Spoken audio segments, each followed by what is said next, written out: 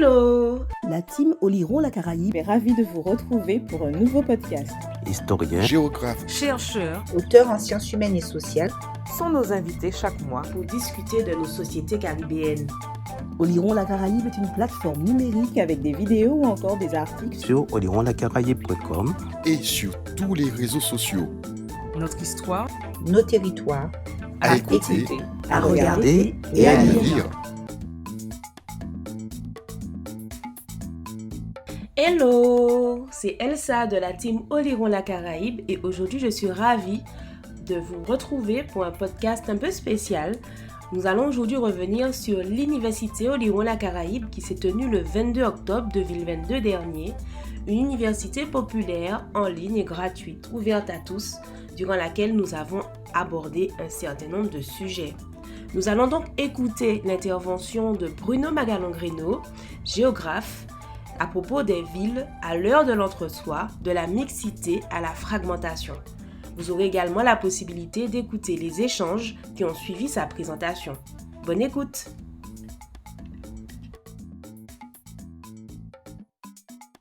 Donc, bonjour à tous. Je vais vous parler aujourd'hui d'un espace qui est particulièrement intéressant d'un point de vue sociologique, à savoir la ville, qui est en fait la forme la plus marquante de la présence de l'homme à la surface du globe, puisque c'est une transformation intégrale de l'environnement par la construction, par des constructions denses et d'une certaine façon une artificialisation de cet environnement. Donc, ce qu'il faut savoir aujourd'hui, c'est que la ville a évolué depuis son apparition à la surface du globe. Les premières villes sont marquées par, la plupart du temps, on les chiffre durant l'Antiquité, la Haute Antiquité, en Mésopotamie, 2 milliers d'années avant Jésus-Christ. Et par conséquent, entre cette date, cette période, si on peut dire, et aujourd'hui, comment ce phénomène s'est-il répandu dans l'espace, puisque c'est le propre du géographe, comment s'est-il organisé? Comment fonctionne-t-il et avec quel type d'habitants dans ces villes? Donc, on le sait, la notion de ville est liée à des définitions statistiques, mais le problème des définitions statistiques, c'est qu'elles varient d'un État à l'autre, comme par exemple en France, 2000 habitants agglomérés au chef-lieu. Mais par contre, il faut savoir qu'il y a des territoires, comme par exemple au Japon ou au Danemark, où on a par exemple des définitions statistiques totalement différentes. Au Japon, c'est 50 000 habitants pour faire une unité urbaine. Au Danemark, c'est 500. Donc, ce qui signifie concrètement que plus qu'un chiffre, plus qu'un seuil, la ville est un lieu de vie et a un paysage particulier. On peut retenir simplement cette notion de densité, de construction, qu'on appelle le bâti en géographie, bâti qui comprend les maisons, mais aussi tous les immeubles à fonction particulière. Donc, il y a une densité de construction qui amène de fortes densités de population. À partir de cette définition visuelle, on peut avoir une définition fonctionnelle. La ville est un espace où l'on réside, donc on va y trouver des citadins. Et la ville est également un espace où on habite, où l'on réside, où on habite, où on travaille. Et donc, on va y trouver des fonctions économiques. Et la spécificité de la ville, c'est que ces fonctions économiques sont dominées pour l'instant par ce que l'on appelle les services et les activités de transformation. Donc, tout cet espace particulier, dense, où l'on travaille, est animé par un certain nombre de flux, de réseaux de transport. Ces réseaux de transport sont denses, eux également, et fonctionnent de façon cadencée. C'est-à-dire que le rythme matinal, c'est un afflux vers le pôle urbain, et le rythme en soirée, c'est on part du pôle urbain, on part de rythme centrifuge. Donc, dans une ville, il y a forcément des logiques spatiales qui vont déterminer un centre et une périphérie. Alors, c'est donc un espace de relation, comme en témoigne d'ailleurs la première diapositive sur la page d'accueil. C'est un espace de relation, et là, on est donc, toute proportion gardée, par rapport à Oliron la Caraïbe, on est à Shanghai, tout simplement, où effectivement la notion de relation et de mobilité apparaît clairement au premier plan, mais aussi la densité du bâti. Donc, si on s'appuie sur cette définition, dans la ville, il y a un certain nombre d'habitants. Un certain nombre d'habitants qui vont, d'une certaine façon, mettre en évidence un fait. La ville est un espace social, c'est-à-dire là où des populations vivent et font société, construisent des sociétés urbaines.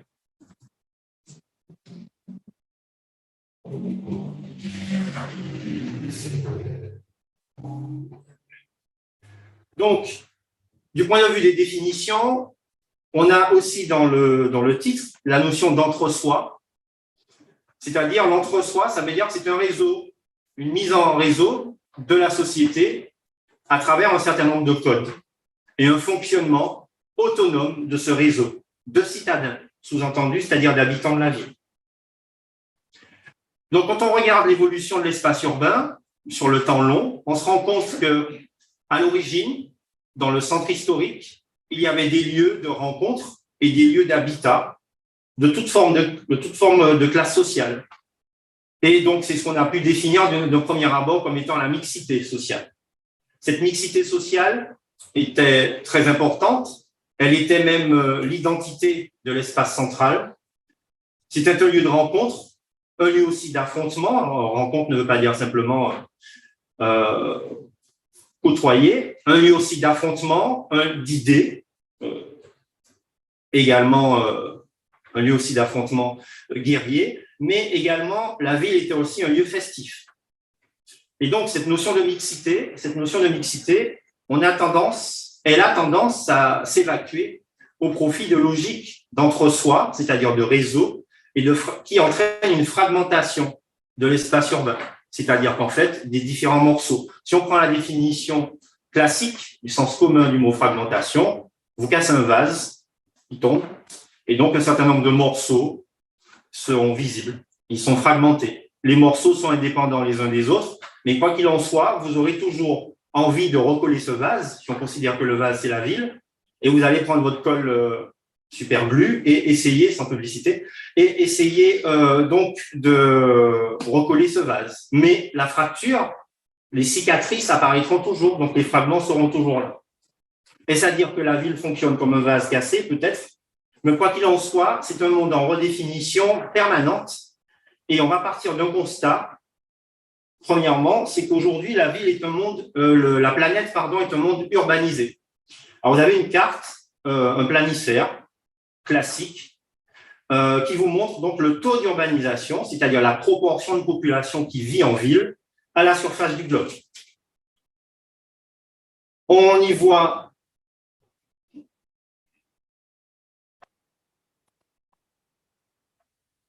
donc, je ne sais pas si on arrive à distinguer la souris, le pointage. On y voit donc des espaces très urbanisés qui sont constitués par les États en développement ou les États émergents. Mais ce qu'il faut savoir, ce qui est le plus intéressant, c'est que dans ce contexte, vous avez également des États faiblement urbanisés. Et ces États faiblement urbanisés constituent la principale réserve d'urbanisation. C'est-à-dire qu'en fait, c'est dans ces régions que sont le continent africain, d'une façon générale, et notamment les Afriques au sud du Sahara, ainsi que l'Asie du Sud, où l'on retrouve une faible proportion d'urbains, mais par contre, c'est dans ces régions que les villes augmentent leur taille le plus rapidement. Donc, est-ce qu'elles augmentent dans une logique de mixité ou est-ce qu'elles augmentent dans une logique de fragmentation? Ça, c'est une question intéressante qu'on peut se poser. Dans les espaces anciennement urbanisés, vous voyez que ce ne sont pas nécessairement les pays les plus développés, comme l'Amérique du Nord ou l'Europe occidentale, qui sont les espaces les plus urbanisés. Vous avez par exemple des espaces supérieurs à 90% comme l'Argentine. Finalement, dans ces espaces très urbanisés, comment évolue la ville? Est-elle conforme à la logique de mixité des origines, si on peut dire, ou bien a-t-elle évolué, cette ville, par exemple l'Argentine, vers, comme Buenos Aires, vers des logiques de fragmentation? Je peux déjà vous donner une réponse parce que la capitale de l'Argentine est l'archétype de la métropole fragmentée. Donc, on a finalement un espace très urbanisé, mais fragmenté, c'est-à-dire marqué par l'entre-soi. Donc, il faudra comprendre cette contradiction et ce fonctionnement de la ville. Donc, si on peut dire, la ville est donc un espace social en mutation permanente. Et il y a donc une notion très importante qui est à l'origine de cette mutation, c'est la notion de citadinité. Alors, vous allez me dire, les géographes ont l'habitude de faire un certain nombre de néologismes. Le premier terme qui apparaît dans la liste, la citadinité. Ça vient évidemment de citadin. Mais quelle pourrait être la différence entre citadinité et urbanité? Et en fait, les géographes ne sont absolument pas d'accord, les universitaires, les plus célèbres. Moi, je fais qu'une synthèse, mais des gens comme M. Lusso, M. Gervais-Lamboni ou encore M. Lévy, ce sont des géographes spécialisés sur le monde urbain, donnent des définitions variables. Alors, qu'est-ce qui distingue la citadinité de l'urbanité? Et donc, si on utilise une définition de Jacques Lévy, qui lui commence par la définition de d'urbanité, l'urbanité, c'est une situation productive mise en coprésence de maximum d'objets sociaux dans une conjonction de distance minimale. Bon courage. Donc, cela signifie concrètement, j'ai un devoir ici de vulgarisation, parce que, évidemment, c'est une définition très complexe et très conceptuelle.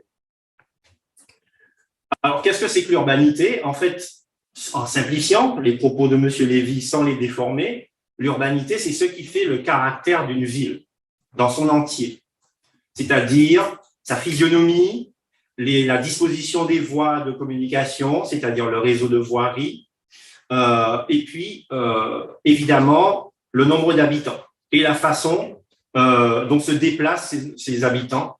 L'épaisseur historique également joue un rôle dans la définition de l'urbanité, c'est-à-dire qu'en fait, savoir si c'est une ville très ancienne, comme par exemple Rome, de l'Antiquité à nos jours, ou une ville plus récente, à l'échelle du temps géologique, à l'échelle de l'Antiquité, comme les villes des Amériques du 19e siècle, ou encore des villes nouvelles, puisqu'on prétend construire des villes nouvelles qui seraient donc des lieux de citadinité. Donc, l'urbanité concernerait donc un caractère propre à la ville.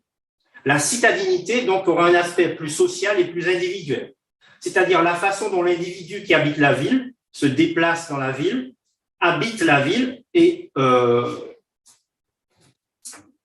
c'est-à-dire la façon dont il travaille, la façon dont il vit ses loisirs. La citadinité, c'est une expression individuelle qui part de l'espace domestique, c'est-à-dire de la maison. Donc, les deux notions sont importantes puisque généralement, de cette citadinité, de cette urbanité décline une citadinité, on a une citadinité spécifique, et ensuite, quelle que soit cette citadinité, il y a dans la ville théorique la mixité sociale.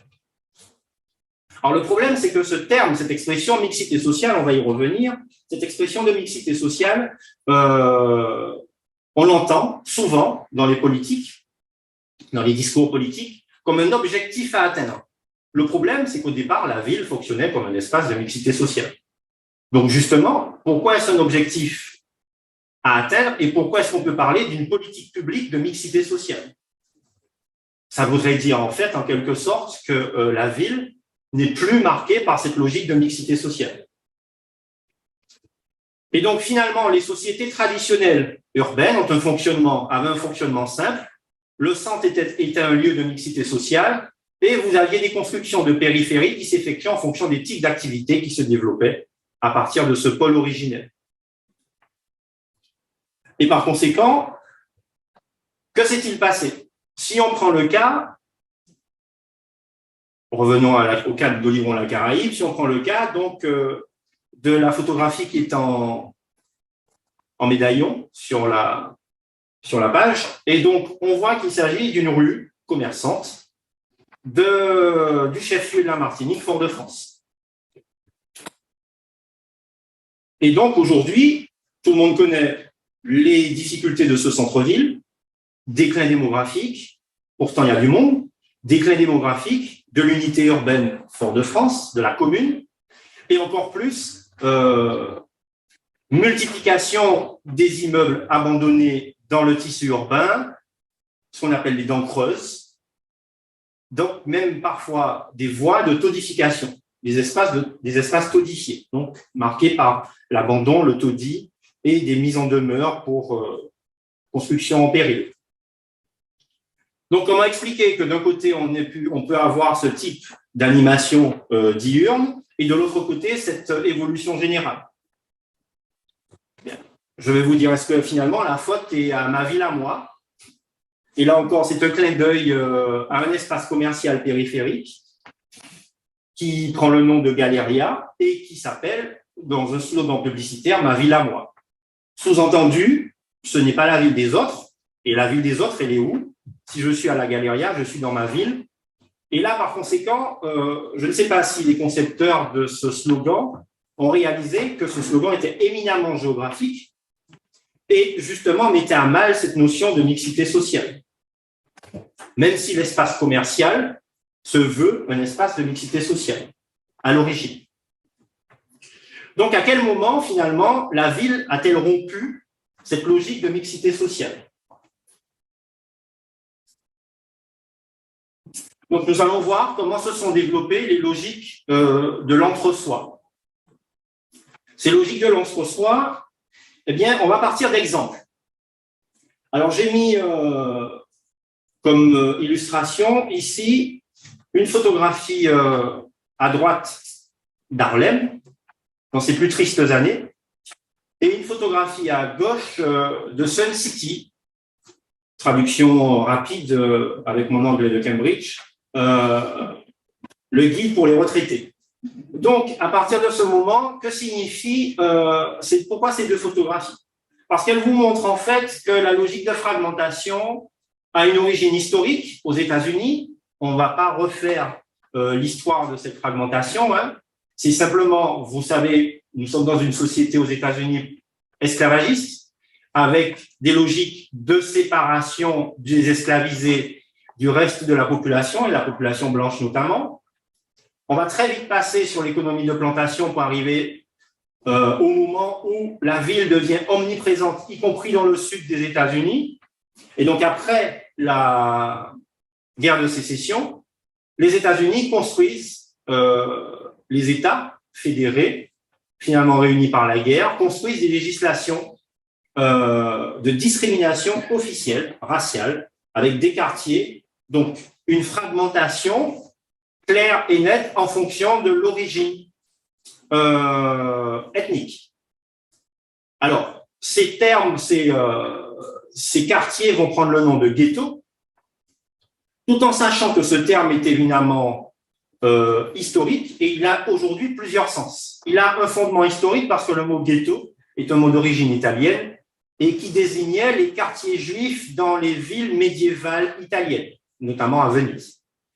En Espagne, ces quartiers portaient le nom de Juderia et par contre, le mot italien est resté, le ghetto, tout simplement, et le mot italien a dû rester, tout simplement parce qu'il y a eu une forte immigration italienne aux États-Unis et par conséquent, à partir de ce moment-là, les quartiers séparés des quartiers, les quartiers séparés ethniquement pour des raisons donc de législation ont pris le nom de ghetto.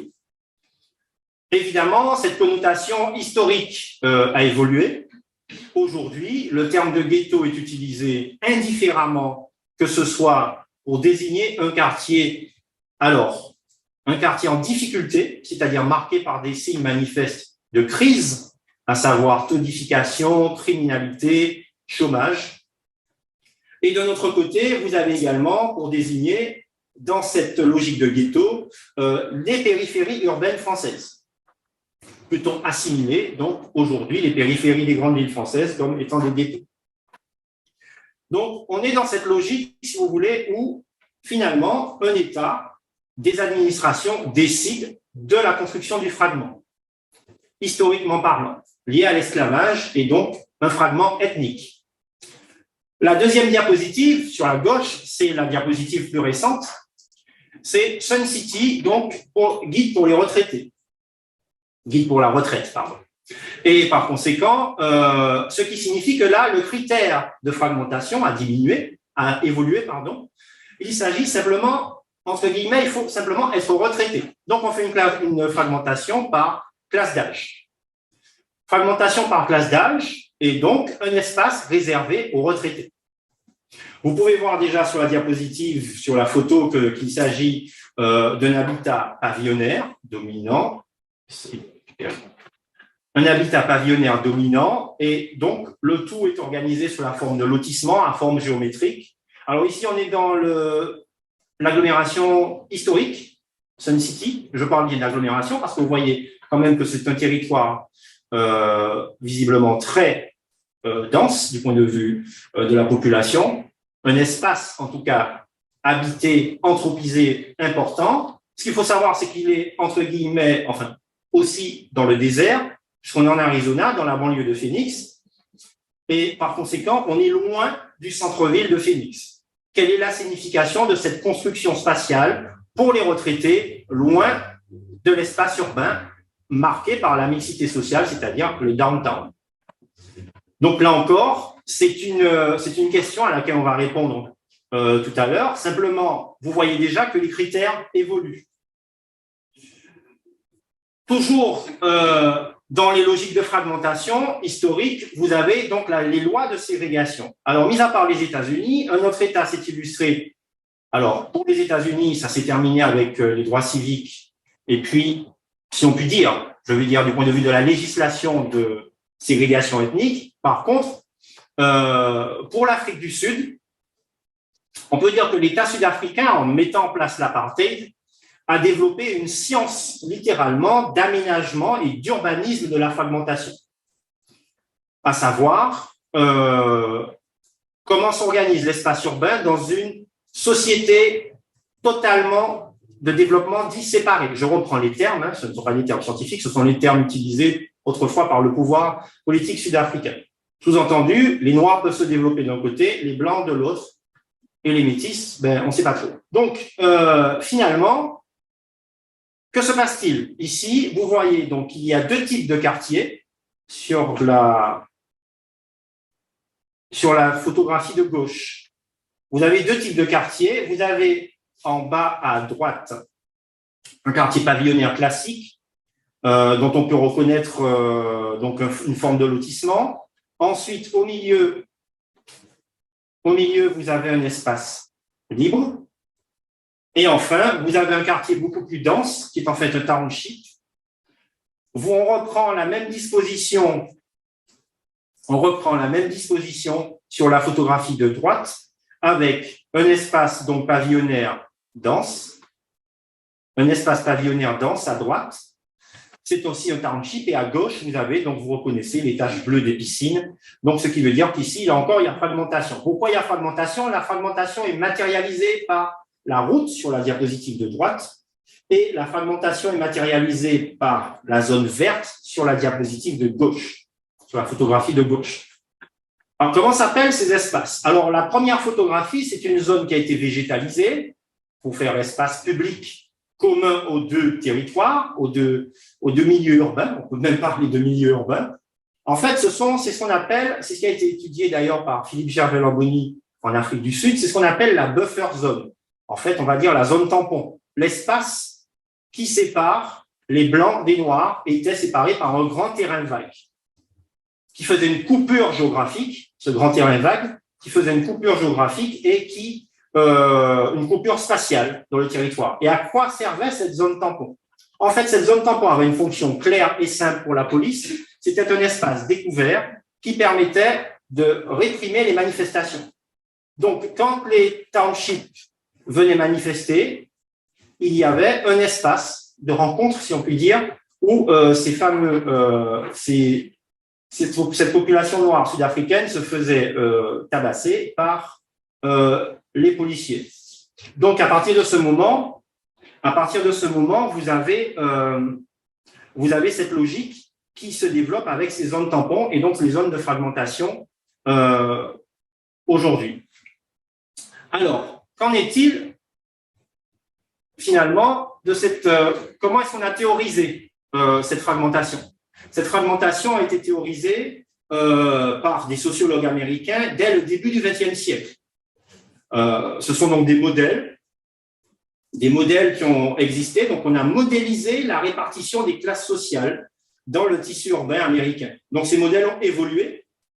Au centre, normalement, le bleu, c'est le quartier d'affaires, c'est-à-dire le centre historique. Ensuite, vous avez des usines qui sont liées à la révolution industrielle. Tout autour de ces usines, des classes ouvrières qui se développaient normalement en vert. Et ensuite, vous avez en rose les classes moyennes et en périphérie, les classes résidentielles. Donc, ce qui signifie que dès les années 1930, on retrouve dans les espaces urbains ces éléments. Cette école de sociologie de Chicago va améliorer les modèles pour pouvoir mettre en évidence, donc, le modèle de droite, c'est-à-dire le modèle de Hayot, qui, là encore, met en évidence un centre, mais qui s'appuie, là encore, c'est plus précis, sur les voies de communication. C'est pour ça que vous avez des dispositions radiales qui partent du centre, c'est-à-dire qu'on se servait des voies de communication pour que les quartiers puissent se structurer. Qu'en est-il donc aujourd'hui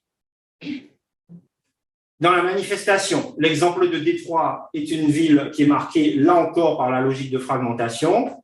Un centre-ville abandonné, en crise, et par contre, la photographie de droite vous montre qu'il y a une renaissance urbaine, c'est comme ça que s'appelle le centre au fond, avec un gratte-ciel récent, centre Renaissance Henry Ford, qui essaye donc de mettre en évidence des logiques de reconquête de l'espace central. Alors, et la Caraïbe, me direz-vous? Eh bien, des géographes anglo-saxons de la Caraïbe ont pu étudier également les logiques de fragmentation en cours.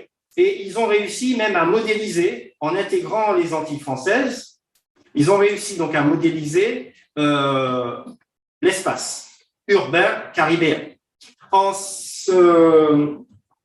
utilisant le modèle de Lyot, c'est-à-dire en utilisant les voies de communication. Donc, ce modèle, cette modélisation met en évidence un centre-ville au centre, et puis des quartiers donc, qui sont plus ou moins organisés et ségrégés, les taches noires étant les quartiers défavorisés, qu'on peut retrouver aussi dans la spécificité dans les villes caribéennes, qu'on peut retrouver aussi dans les périphéries. Donc, il y a également le H signifie les hauts revenus. Donc, les hauts revenus sont surtout en périphérie. Donc, on reconnaît également des logiques comme dans la ville américaine. Donc, les hauts revenus sont des périphéries. Et par contre, le centre-ville, lui, est marqué donc, par un centre d'affaires qui se vide la nuit, donc sous-peuplé, et des périphéries de quartiers en difficulté. Comment s'exprime cette logique de fragmentation? La photographie de gauche vous montre une publicité pour une agence immobilière à Barbade spécialisée, donc Barbados, expathome.com.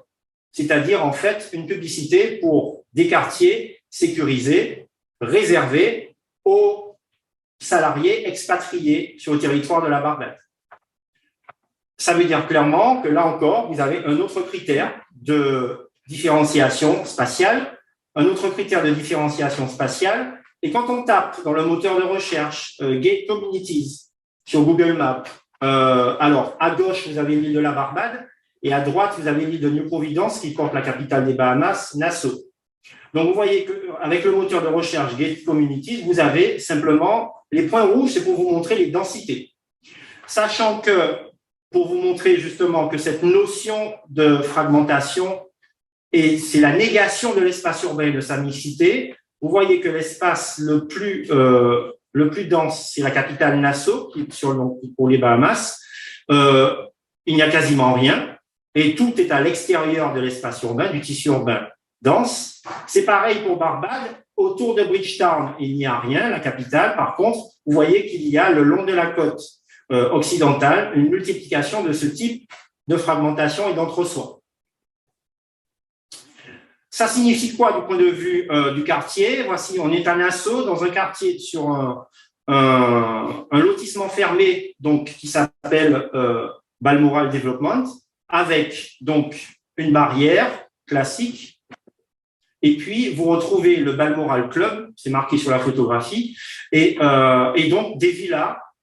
Et on retrouve le principe de séparation d'espaces tampons que l'on a vu en Afrique du Sud, c'est-à-dire cette forêt plutôt dense qui va séparer le lotissement fermé du reste de l'agglomération. Donc, on se retrouve vers le développement de l'entre-soi avec de nouvelles logiques. Et on est dans la troisième partie. Quelle perspective? Le problème, c'est qu'aujourd'hui, cette notion de fragmentation et d'entre-soi est compliquée par l'arrivée des réseaux sociaux. Elle est compliquée par l'arrivée des réseaux sociaux dans la mesure où on se retrouve avec de plus en plus le développement d'un entre-soi virtuel. Cet entre-soi, c'est-à-dire ce désir de faire société avec des gens qui sont socialement proches, ethniquement proches ou culturellement proches, va mettre en évidence une dématérialisation de l'espace fragmenté. En fait, les gens vont se fréquenter par réseaux sociaux. Ils ne seront peut-être pas dans le même lieu, comme par exemple les quartiers fermés, mais ils seront peut-être à des centaines de kilomètres les uns des autres pour pouvoir quand même converser et se donner rendez-vous dans des lieux particuliers de fréquentation. Donc, il y a à la fois une dématérialisation de l'espace de résidence pour l'entre-soi virtuel. Par contre, il peut y avoir une recréation d'espace, concrètement parlant, sur le lieu de réunion.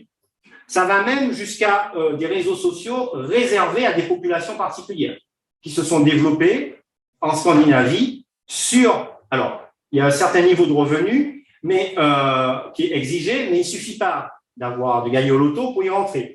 Et donc, à partir de ce moment-là, il y a un entre-soi culturel réservé à une classe favorisée culturellement, mais pas seulement financièrement, qui s'est développée avec ce réseau social.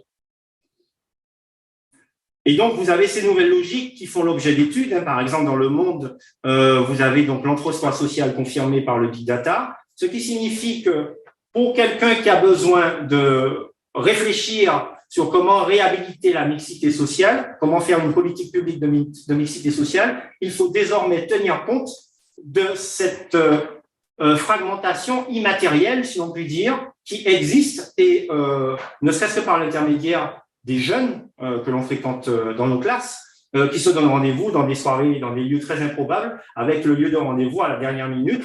Et ce sont différents types de réseaux qui se créent avec des logiques géographiques que l'on ne perçoit au dernier moment, le lieu de la soirée, par exemple. Alors, quel rôle joue donc comment reconquérir cette mixité sociale? Mis à part la politique publique, il est avéré que la fête, notamment dans l'espace central, l'aspect festif joue un rôle fondamental. Et en clin d'œil, j'ai mis que 2 photos de carnaval, qui sont des manifestations sociales éminemment marquées par la mixité, en théorie. Alors à droite, vous reconnaissez, donc c'est une photographie il y a quelques années, juste avant la crise sanitaire, où il y avait un char animé par le groupe légendaire de Zouk Kassav, et donc vous voyez la foule, indifféremment de milieux sociaux, qui adhéraient à la fête. Donc la fête comme lieu dans le centre-ville, c'est très important de le préciser, comme lieu de reconquête de la mixité. Et puis la deuxième grande fête sur laquelle je voudrais m'attarder un peu plus longtemps, c'est le carnaval de Rio de Janeiro, qui est un événement là aussi mondial du point de vue festif. C'est un événement social particulièrement important parce que c'est quasiment la soupape de sécurité de cet espace brésilien et notamment de cette ville de Rio où la logique de fragmentation est poussée à son extrême. Et donc, vous allez me dire, c'est une grande fête populaire. Alors, c'est une grande fête populaire, oui et non. C'est une grande fête populaire parce qu'effectivement, les populations défavorisées qui constituent l'ossature des écoles de samba participent à cet événement. Les populations défavorisées, pour pouvoir, compte tenu de la force symbolique qu'a cet événement, n'hésitent pas à dépenser l'équivalent d'1 an de salaire pour pouvoir participer, acheter les costumes nécessaires pour participer à la magnificence de l'édifice. Donc, vous avez évidemment un événement marqué par la mixité sociale. En plus, les écoles de samba ont compris que ça représente un intérêt culturel et aujourd'hui, elles vendent des forfaits pour les touristes pour intégrer l'école de samba, à condition évidemment de savoir danser la samba, sinon vous êtes ridicule. Donc, à partir de ce moment-là, je vous signale qu'en Martinique, il y avait, il me semble, il y a quelques années, je ne sais pas si elle existe encore, une agence spécifique qui s'appelait Tourisca et qui faisait participer les touristes européens aux manifestations carnavalesques, Tourisca Fayol, Tourisca Fait Carnaval, etc. Donc, ici, on voit qu'il y a une manifestation marquée par la mixité sociale dans le défilé. Mais par contre, la mixité sociale s'évacue très rapidement au Brésil, puisque pour avoir une place dans le fameux Sambodrome pour voir passer le défilé, là, par contre, vous devez aligner beaucoup d'argent et donc dépenser beaucoup d'argent. Ce qui veut dire concrètement qu'il y a encore une sélection sociale qui s'effectue, puisque ne peuvent être spectateurs que les gens qui ont les moyens d'assister et de payer la place au Sambodrome. Quoi qu'il en soit, il faut absolument tenir compte de faits socialement démocratisés pour pouvoir mettre en évidence et essayer de reconquérir cette notion de mixité sociale. En guise de conclusion, je voudrais donc vous faire simplement réaliser qu'aujourd'hui, cette logique de mixité sociale et de reconquête est-elle en cours. J'ai pris exprès la photo du chef-lieu, de son front de mer, puisqu'elle est prise du Fort Saint-Louis, donc avec une vue vers le nord, le nord-ouest, plus exactement. Et donc, il y a des opérations d'urbanisation récentes, des opérations d'urbanisme récentes, comme la fameuse Tour Lumina avec son complexe hôtelier et résidentiel, à proximité d'un quartier populaire, avec une forte identité culturelle. Comment s'intègre ce type de construction dans l'espace urbain? Est-ce qu'on a affaire à une logique de fragmentation ou pas? Tout dépend de la politique, par exemple, de l'hôtel, qui joue un rôle très important ici, dans l'offre. Mais bon, il y a ça pose un certain nombre de questions. Est-ce que quand on a un centre-ville, la réhabilitation de son front de mer pour offrir un front de mer tout à fait sympathique aux croisiéristes, ça suffit à reconquérir la mixité sociale? La logique est clairement non, puisqu'il suffit de partir un peu vers l'intérieur de ce centre-ville pour se rendre compte que la taudification, elle, augmente. Juste à quelques rues après ce front de mer plutôt sympathique. Et aujourd'hui, on peut se demander s'il n'y a pas une création de nouvelles fractures dans le tissu urbain, avec le développement donc, du souci lié à l'écologie et aux changements globaux, au dérèglement climatique. Compte tenu de ce nouveau critère, n'y a-t-il pas de nouvelles fractures? Parce que là, clairement, et on l'a vu pendant les grandes vacances, les populations favorisées sont de plus en plus stigmatisées, à tort ou à raison, je ne prends pas parti. Les populations favorisées sont très stigmatisées par rapport justement au fait qu'elles ne participent que très peu à cette notion de transition énergétique, de sobriété, et par conséquent, on peut se demander si on ne va pas vers la remise en cause de l'entre-soi lié à la richesse par rapport à de nouveaux critères de sélection sociale dans le tissu urbain, c'est-à-dire en fait la prise en compte des changements globaux. Comment la société va-t-elle accueillir ces changements globaux, sachant que toutes les populations n'y seront pas soumises au même rythme? Donc, c'est sur cette ouverture que je vais conclure mon intervention. Merci pour votre attention.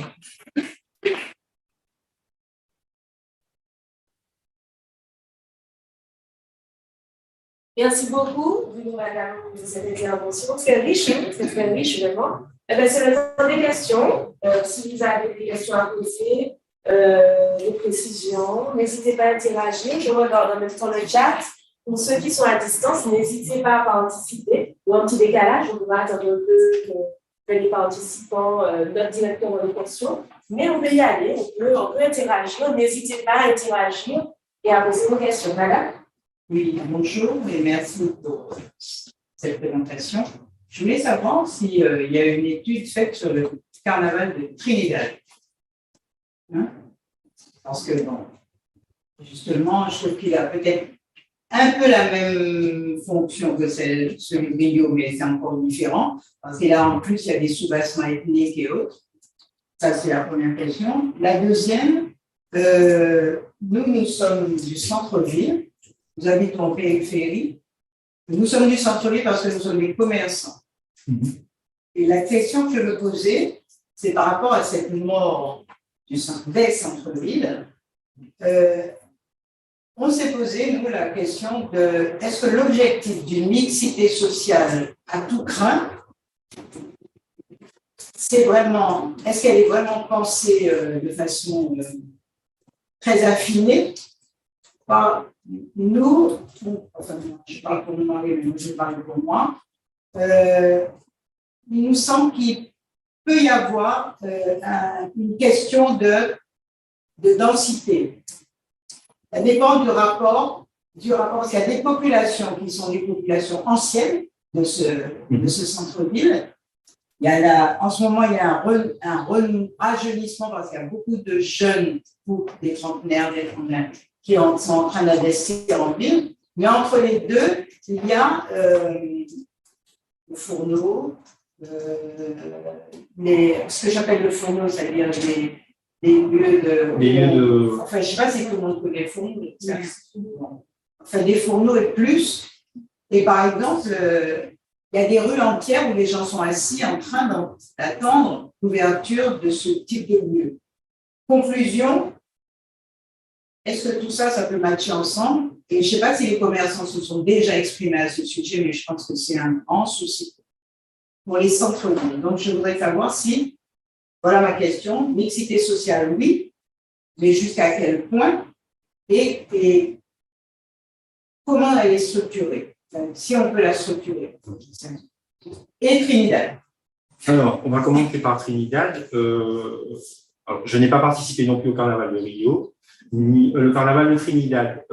Par contre, il me semble qu'il y a des gens qui ont participé au carnaval de Trinidad, et, sans révéler qui. Mais par contre, simplement, je crois savoir que là aussi, c'est un carnaval donc, qui est un carnaval spectacle, donc très proche de celui de Rio, et qui s'ouvre aux touristes par l'intermédiaire de forfaits, de participation, d'intégration à un groupe. Avec, c'est plus facile d'intégrer le calypso que la samba. Bon, donc c'est un carnaval qui joue un rôle, je pense là aussi, de mixité sociale. C'est un moment, à mon avis, festif qui dépasse les grands clivages trinidadiens, c'est-à-dire cette opposition entre les descendants, les indo-descendants et les afro-descendants, hein, pour être simple. Et donc, là encore, je trouve qu'il a cette capacité, justement, à atteindre, cette capacité, durant le moment festif, à atteindre cette logique de mixité sociale. Après, tout le monde sait qu'en carnaval, il y a les défilés urbains, centraux, qui sont très importants, mais il y a aussi des soirées qui, elles, reprennent la logique de l'entre-soi, avec des logiques, par exemple, des logiques de ségrégation par le coût d'accès à la soirée. Ce qui peut entraîner d'ailleurs un certain nombre de manifestations violentes pour pouvoir accéder à la soirée en dépit. Alors, pour le centre-ville, le problème, c'est que vous me posez une question en général sur le centre-ville en prenant ce que j'estime être un cas particulier, parce que j'estime que de point de vue géographique, je n'ai jamais vu autant d'incohérences dans une logique de construction et de construction, de reconstruction, de reconquête d'un espace central. Et je m'en doute, mais c'est-à-dire que l'espace central de Fort-de-France, bon déjà ça veut dire qu'est-ce qu'on appelle l'espace central, est-ce qu'on intègre les terres Saint-Ville ou pas dans le centre? Historiquement, c'est pas le centre, mais maintenant, est-ce que les terres Saint-Ville ne sont pas en train de devenir un centre qui va conquérir le quadrilatère historique, qui se rapproche, si on peut dire, de point de vue de sa culture, de sa diversité culturelle, de la diversité des activités aussi, du Malégone. Et puis, finalement, qu'en est-il du vieux tissu social, du vieux, en termes d'ancienneté, par un terme péjoratif, le tissu social qui a fait le centre-ville du XXe siècle, si on peut dire. Eh bien là, je ne sais pas quoi vous répondre, parce que quand je regarde les réalisations à la fois périphériques On aurait dit que tout est fait pour faire fuir ce qui pourrait constituer une nouvelle classe moyenne dans le centre-ville. Tout est fait pour faire fuir cette population dite de classe moyenne. Alors, vous avez la multiplication d'habitats à loyer modéré qui permet d'évacuer la todification et l'utilisation des dents creuses. Mais quand je vois, par exemple, les investissements qui sont des investissements privés, mais que l'on peut, plus ou moins, c'est une zone d'aménagement concerté, du côté de l'île Abricot, comment développer une telle fonction résidentielle tout en sachant qu'à quelques centaines de mètres à vol d'oiseau, on a une crise de cette fonction résidentielle avec une déprise démographique. Là, je ne m'explique pas. Si, oui. C'était une question aussi. Merci beaucoup pour votre exposé, très intéressant. Pardon, merci beaucoup. Je remercie l'intervenant, Monsieur Magalou, pour son intervention. J'étais très intéressée, notamment pour les parties qui concernent la ville de Fort-de-France. Je m'occupe en particulier, en lien avec l'ADA et avec la ville de Fort-de-France, de ce qu'on appelle le NPNRE, le nouveau programme de renouvellement urbain. Et donc, c'est très intéressant d'avoir le point de vue du géographe. Moi, je suis que depuis 2 ans sur le territoire, donc avec aucune perspective et vision longue historique de la manière. Enfin, on m'a dit quand s'est construit la ville de Fort-de-France, mais moi, ce que je serais intéressée d'avoir votre point de vue, c'est en quoi la ville récemment s'est développée de manière incohérente, le centre-ville, et quelles seraient selon vous les bonnes pistes, puisque voilà, il faut qu'on s'en inspire, nous qui faisons des politiques publiques, pour faire en sorte justement de ramener ces classes moyennes, qui est une volonté du maire, qui est une volonté affichée du maire, mais comment le faire? Vous avez montré la photo de Périnon, qui est une des réalisations du nouveau programme de renouvellement urbain version 1. Là, on passe à la 2e phase. Il y a un véritable enjeu de transformer le centre-ville. Il y a mais si on ne va pas dans le bon sens, c'est vrai que c'est. Mais quel serait le bon sens, en fait? Quelle serait la cohérence pour faire en sorte qu'il y ait cette mixité sociale, au sens de faire revenir les personnes, effectivement, les classes moyennes, etc. Et vous l'avez signalé, madame, il y a effectivement énormément de public en situation de toxicomanie, qui baladent, etc., qui fragilise en fait l'espace et qui fait qu'il est fluide, parce qu'il est dangereux à partir de 18h, notamment quand les femmes seules. Alors, question difficile. Donc, quelles seraient les pistes possibles? Alors, évidemment, tout cela s'effectue. Les pistes sont les possibilités, on va dire. Les possibilités sont importantes à partir du moment où, déjà, de point de vue financier, l'unité urbaine est capable d'investir. Bon, or, compte tenu des difficultés financières de la ville, on peut dire déjà que ses plans d'action sont limités, ne serait-ce que de point de vue financier. Même si il y a tout un système, tout un programme qui permet. Alors, pour faire revenir les classes moyennes, il y a des incitations. Alors, je ne sais pas, mais il faudrait qu'il y ait des incitations fiscales, clairement, parce que le taux d'imposition, les impôts locaux, pas la taxe d'habitation, je parle là maintenant de la taxe foncière. La taxe foncière de Fort-de-France est une des plus élevées, puisque la ville, l'assiette fiscale est faible, donc justement, il faut taper sur ceux qui peuvent. Donc, il y a un certain nombre de logiques qu'il faudra absolument revoir par rapport à mon avis, la prise en charge. Il faut que la ville soit aidée parce que financièrement, elle ne peut pas. La prise en charge. C'est 50 millions d'euros le nouveau programme de renouvellement urbain sur 2020-2030. Sur les nouvelles opérations, le deuxième programme, c'est 50 millions d'euros que l'État, que l'Agence nationale de renouvellement urbain met sur la table, ce qui correspond à des financements équivalents à 65% de financement. Et après, il faut effectivement finaliser les tours de table. On connaît les difficultés financières de Fort-de-France. Et donc, il y a d'autres partenaires qui vont, on espère qu'ils vont venir, mais on est sur une force de frappe financière assez élevée. D'accord, mais je pense que l'incitation doit venir également avec les promoteurs privés, parce que c'est quand même, je trouve bizarre que cette zone résidentielle de l'étang Abricot se peuple à la vitesse grand V avec un public plutôt favorisé. compte tenu du coût des appartements. Donc, est-ce que c'est une réalisation à destination uniquement des résidents martiniquais? La question peut se poser sans aucune acrimonie.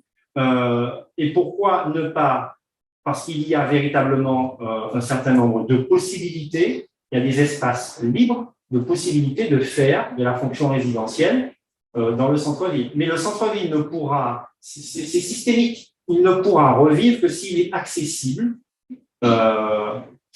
sans hiatus, sans dysfonctionnement des systèmes de transport, parce que c'est tout ça qui fait la vie d'une ville. Oui. Je pense qu'il y avait une question d'abord. Oui, non, ce n'est pas une question. Déjà, je tiens à remercier Mme Justin et son équipe. Merci, monsieur, pour votre présentation. Et je vais me permettre de rebondir sur ce que madame vient d'indiquer. Moi, je suis simple citoyenne et actuellement, à l'instar d'une autre, plus ou moins une autre émotion, mais je pense qu'il y a quand même beaucoup de parallèles, à l'instar de l'appel de France sur chimie, je participe à l'appel de projet animé par monsieur le professeur Aimé Charles-Nicolas. Et il y a effectivement, même au sein de cette structure, de cette organisation, il y a déjà des projections de financement dans le cadre même de les quelques projets qui sont obtenus. Alors, ils sont divers et variés, mais c'est quand même le nouveau souffle qui est demandé à Fort-de-France et la logique de notre intervention de politiciens et sur les pistes. Il y a des fonds qui sont proposés et soutenus notamment par le PR, l'UNESCO, et donc moi je suis active sur ce. C'est plus un appel de projet parce que j'y suis déjà et dans cette continuité. C'est ça. Et donc, on est bien d'accord que pas les chiffres, parce que moi je suis simple citoyenne avec la volonté de participer à mon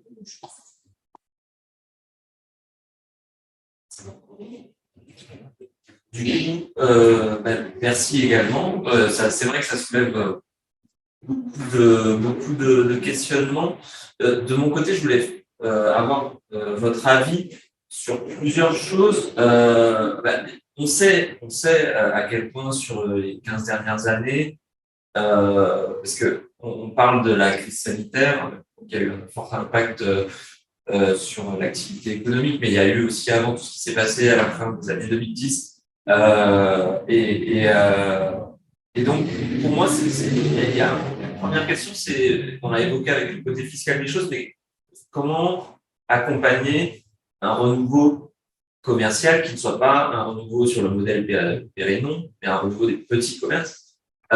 Et la deuxième, en fait, vous avez devancé un petit peu la question, c'est quel est l'impact d'une initiative comme celle du TCSP sur les circulations à Fort-de-France et quel pourrait être l'impact d'une éventuelle amélioration encore. Moi, je pense à la gratuité des transports totale. Parce que la congestion, on a vu aussi cet appel des commerçants par rapport aux places de stationnement. Il y a toute une petite effervescence que je constate d'un point de vue assez récent, je sais pas, mais d'initiatives, qu'elles soient associatives, qu'elles soient commerciales, qu'elles soient de la part de restaurateurs. Comment on accompagne ça pour que effectivement, peut-être qu'il y a des notions d'éclairage aussi, mais comment on accompagne tout ça et quelles sont les zones peut-être qui sont oubliées par ces dynamiques, je pense à tout ce qui se passe derrière le pont de Chêne.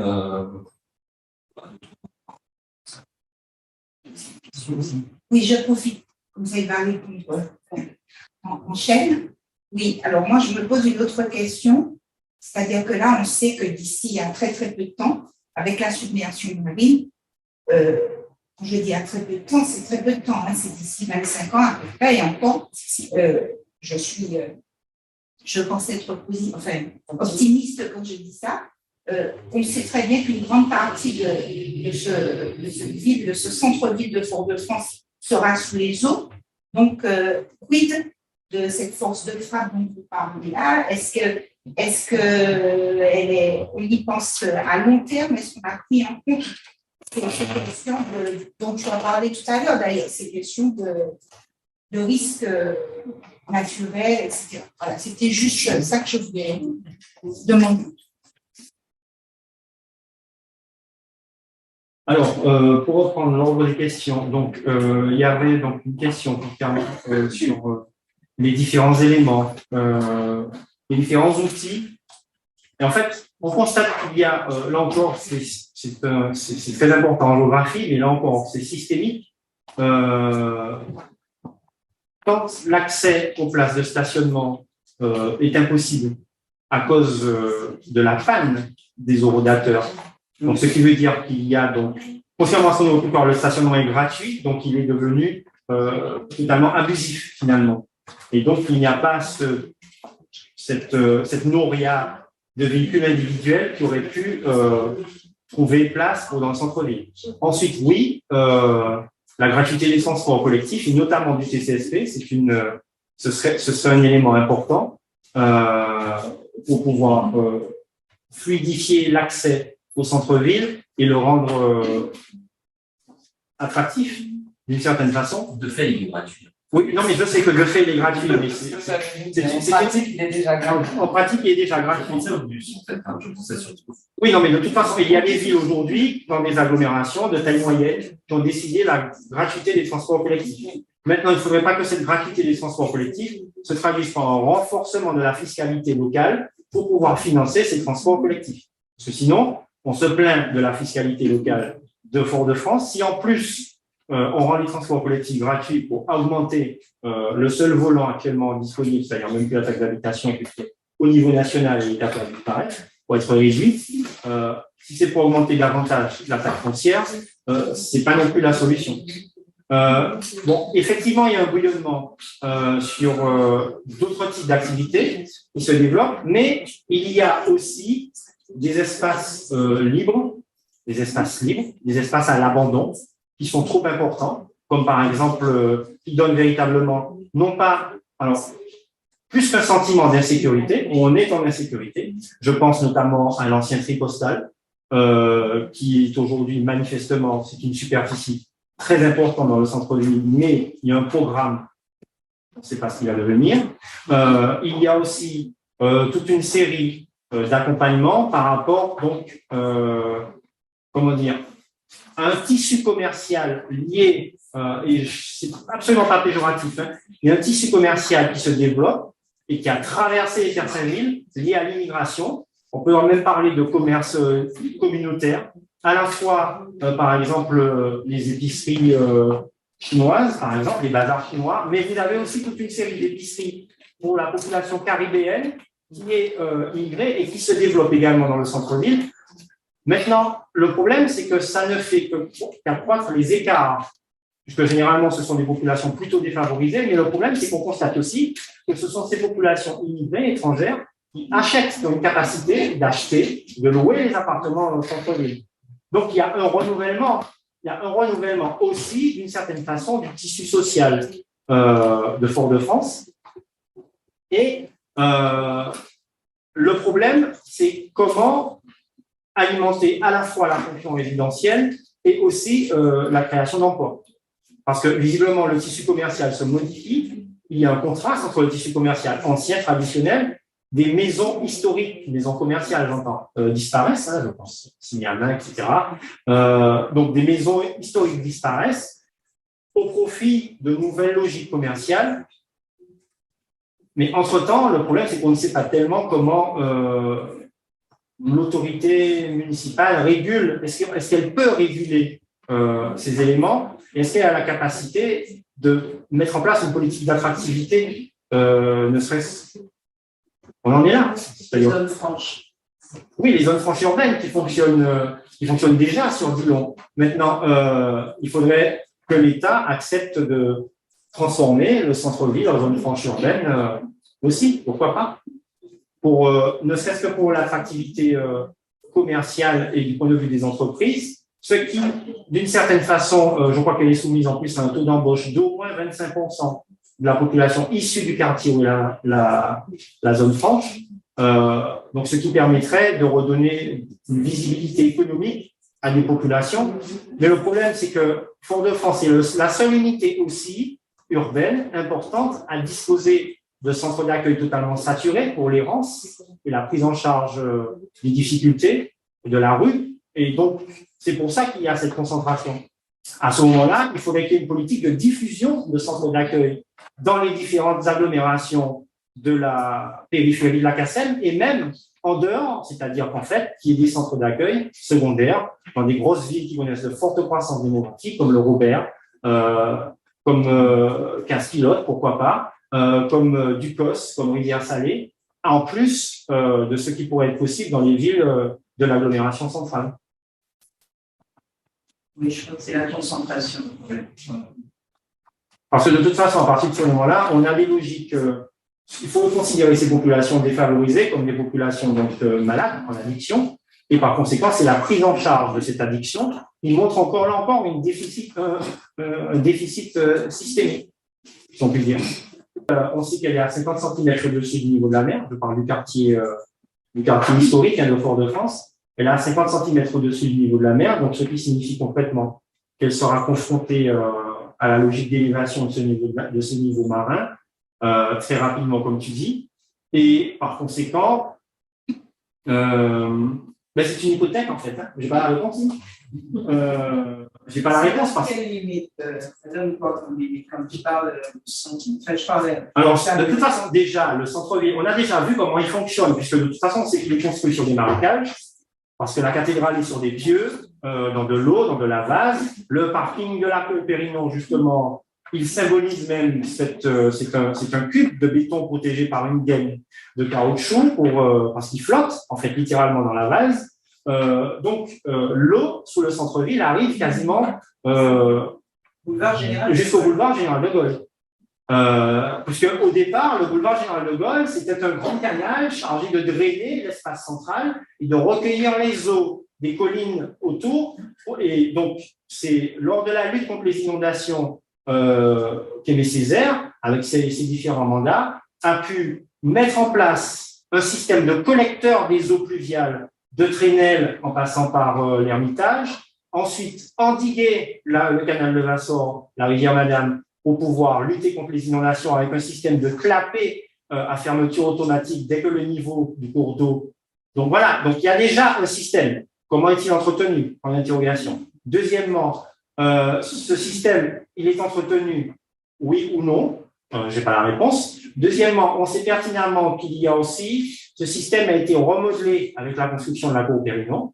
Le réseau d'évacuation des eaux pluviales a été remodelé. Il est de notoriété publique également que, d'un côté, on attire les populations pour dans le centre-ville avec les restaurants, mais il est de notoriété publique que la plupart des restaurateurs jettent leurs huiles de cuisson dans les caniveaux, hors de l'huile, dans de l'eau froide, ça fige, ça bouche. Et donc, à l'échelle de tout un centre-ville, les bouchons sont là. Et ils se rappellent à nous, à la moindre averse, on voit l'eau qui monte, alors qu'au départ, l'eau n'est pas censée monter aussi rapidement. Il y a tout un système d'évacuation des eaux. Donc, il y a un problème d'entretien, il y a un problème de citoyenneté que l'on va retrouver également dans ce tissu urbain. Et par rapport à la montée des eaux, mais pour l'instant, alors j'ai envie de dire en guise de conclusion, il y a toute proportion gardée. J'ai été amené à faire une intervention il n'y a pas longtemps, où justement par rapport, pour lutter contre la montée des eaux, il y a une ville, et pas des moindres, une des plus grandes villes de la planète, qui a décidé de se protéger par un mur de 7 mètres. C'est une ville, alors, toute proportion gardée, c'est une ville qui a la même histoire, c'est une ville coloniale construite sur un marécage et qui, aujourd'hui, du point de vue de son poids économique, représente à peu près le même poids économique que l'agglomération foyalaise. Dans son état, mais je vais la nommer maintenant, c'est Jakarta. C'est une ville multimillionnaire, mais c'est simplement par rapport à la démarche, c'est-à-dire la démarche de fuite en avant. Comme on n'a pas les moyens de déplacer une agglomération de 20 millions d'habitants, c'est une ville qui connaît de la sismicité. La seule chose, c'est qu'il n'y a pas de cyclone, de la sismicité, du volcanisme, mais qui est soumise à la montée des eaux. Et donc, ils ont décidé de faire ce qu'ils appellent le mur de la mer, qui a commencé depuis 2014.